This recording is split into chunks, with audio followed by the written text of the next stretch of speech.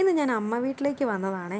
അമ്മ വീട്ടിൽ വന്നാൽ ഞാൻ ആദ്യം പറമ്പിലേക്കാണ് പോവാറുള്ളത്. എന്തിനാന്ന് വെച്ചാൽ അച്ഛൻ അവിടെ ഒരുപാട് പച്ചക്കറികളും അതും ഇതുമൊക്കെ നട്ടിട്ടുണ്ട്. അപ്പം ഇതൊക്കെ എന്തോരം ആയി എന്ന് നോക്കലാണ് എൻ്റെ ആദ്യത്തെ ഡ്യൂട്ടി. അപ്പോൾ ഞാൻ വന്നപ്പോഴേ അച്ഛനെ വിളിച്ചുകൊണ്ട് പറമ്പിലേക്ക് പോയതാണ് എന്തൊക്കെ ഉണ്ടായിട്ടുണ്ടെന്നൊക്കെ നോക്കാൻ വേണ്ടിയിട്ട്. അപ്പം ഒരുപാട് മത്തൻ്റെ പൂവുണ്ടായിരുന്നു. അപ്പം അത് കുറച്ച് ഞങ്ങൾ തോരൻ വെക്കാൻ വേണ്ടിയിട്ട് പറിച്ചെടുത്തിട്ടുണ്ടായിരുന്നു.